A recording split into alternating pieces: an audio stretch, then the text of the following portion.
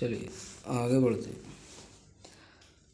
देखिए उसके बाद मैं आपको दिखाता हूँ, ये है ग्राइंडर मशीन, या इसे कह सकते हैं ग्राइंडर मशीन, या नॉर्मली इसे कटर मशीन भी कह सकते हैं। इसकी सहायता से हम दीवार में झिरी या लोहे का सरिया, लोहे की रॉड, लोहे का पाइप या कोई पत्ती लोहे की हम काट लेते हैं। जैसे मान लीजिए हम कभी कभी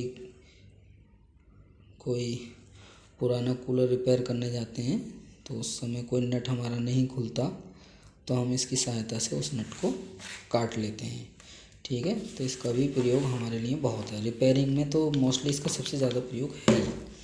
कुछ नट बोल्ट ऐसे होते हैं जो जंग खा के नहीं खुलते, जैसे पानी के पंप की मोटर है, पानी पंप मोटर है पानी की, उसके नट हुए, कूलर के नट हुए, जहाँ लोहे की बॉडी में जो कूलर होते हैं वहाँ इनका हम प्रयोग करते हैं। और जैसे जैसे मैं आपको आगे दिखाऊंगा इनके प्रयोग, तो आप खुद समझ जाएंगे इन चीज़ों का प्रयोग कहाँ होता है। ठीक है, उसके बाद हमारी एक मशीन आती है, ये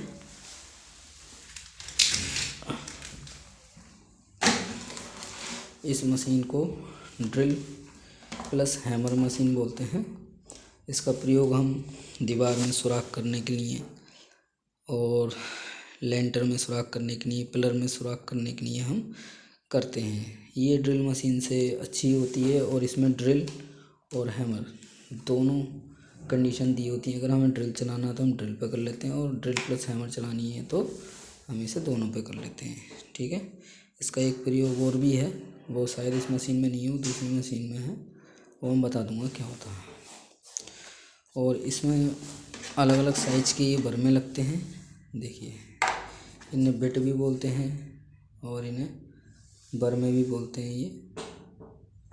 ये देखिए इसमें हम जैसे मान लीजिए 9 इंची की दीवार में सुराख मारना है तो हम बड़ा लगा लेते हैं, छोटा सुराख करना तो छोटी लगा लेते हैं, पतला सुराख करना पतली लगा लेते हैं।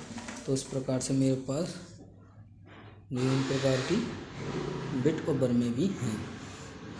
ठीक है, उनको मैं आगे दिखाऊंगा। दोस्तों इसमें भी कई प्रकार की मशीनें आती हैं। जैसे मान लीजिए ये है, फिर इससे ऊपर एक और आती है, इससे हैवी आती है, फिर एक इससे लो भी आती है नॉर्मली काम करने के लिए। तो विभिन्न प्रकार की मशीनें होती हैं, मेरे पे हैं कई प्रकार की मशीनें, मेरे पे भी हैं।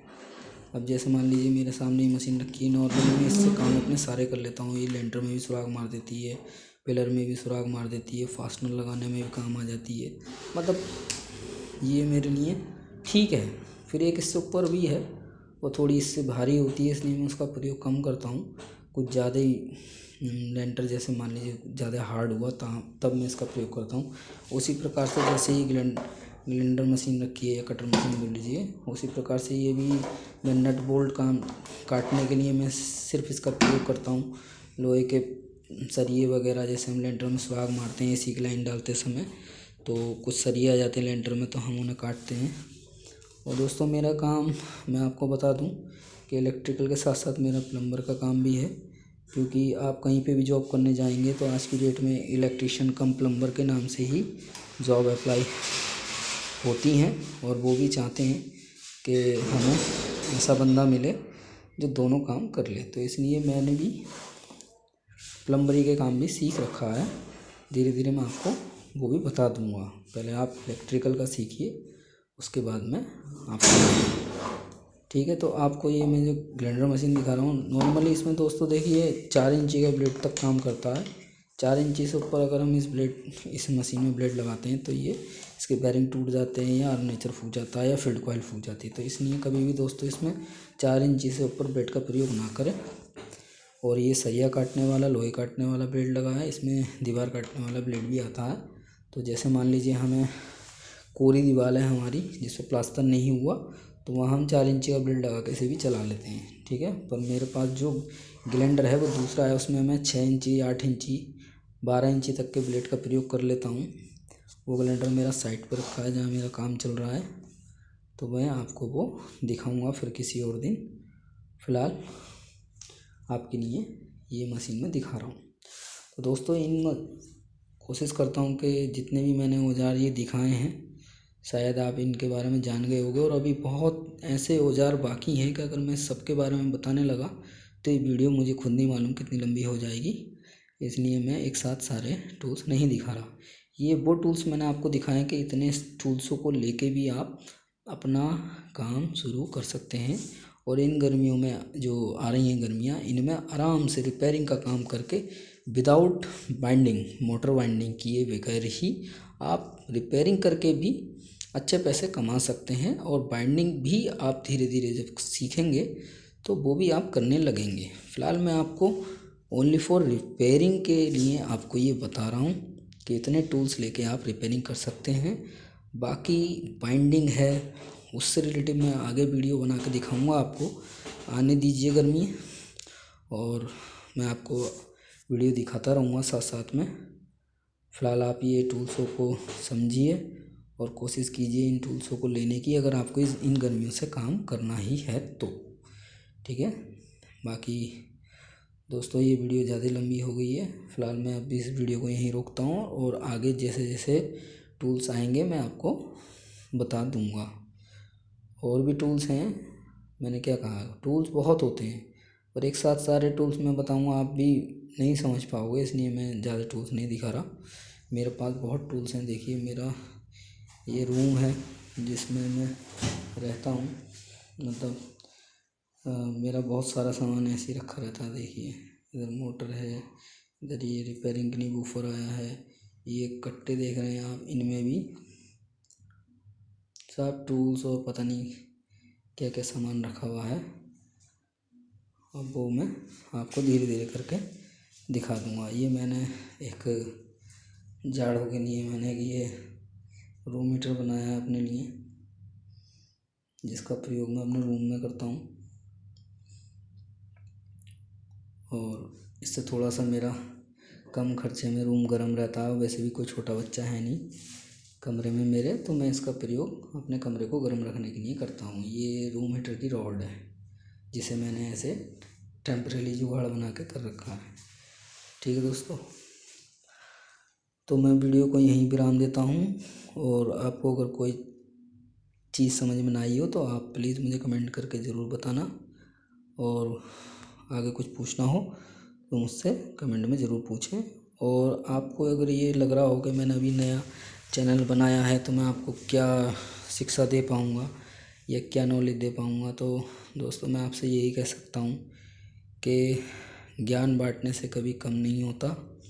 ये लोगों ने क्या, हमसे बड़ों ने भी कहा है कि बेटा ज्ञान बांटने से कम नहीं होता है, तो ज्ञान को हमेशा बांटो। बाकी इससे ज़्यादा मुझे कोई लालच नहीं है। बस मैं ये चाहता हूँ कि जो लोग किसी मजबूरी में पढ़ाई या तो छोड़ देते हैं या पढ़ाई कर नहीं पाते, या होता है भगवान किसी किसी को इतना माइंड देते ही नहीं कि वो बेचारा पढ़ पाए, तो ये मज़दूरी वगैरह ना करके आप ये हुनर का काम सीखिए। मैं चाहता हूँ कि लोग ये हुनर का काम सीखें, और हमारी गवर्नमेंट भी ये चाहती है कि लोग हुनर का काम सीखें और अपने आत्मनिर्भर बने, देश से गरीबी ख़त्म हो, हर इंसान अपने आत्मनिर्भर हो। आप और देशों में भी जाकर देखोगे तो वहाँ सब आत्मनिर्भर ही हैं अधिकांश लोग। कुछ देश ऐसे हैं जहाँ आज भी लोग ऐसे ही हैं, मैं बाकी सभी देशों को तो नहीं कह सकता, पर कुछ देशों को मैं जानता हूँ जहाँ घर घर कुछ काम ऐसे किए जाते हैं कि वहाँ का आदमी कभी बेरोजगार नहीं होता, सब कुछ अपने हुनर से वो कमा रहे हैं।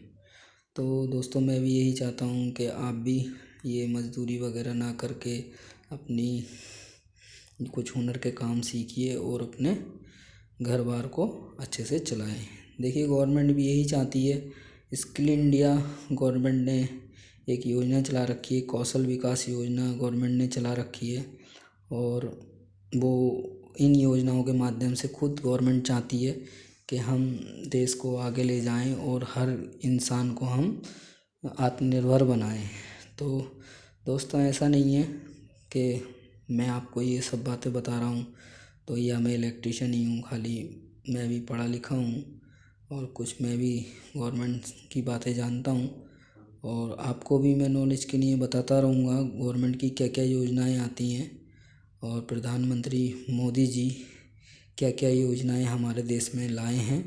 और हमारे यहाँ यूपी में मुख्यमंत्री योगी जी भी हमारे लिए क्या क्या योजना लाए हैं, उनके बारे में भी मैं आपको विस्तार पूर्वक ज़रूर बताऊंगा।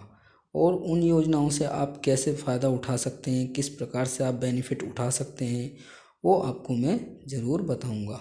पर आप मेरे वीडियो से जुड़ें, जभी आप ये बातें जान पाएंगे। और निश्चिंत होकर आप ये समझ लीजिए कि मैं आपको झूठ नहीं बोल रहा हूँ।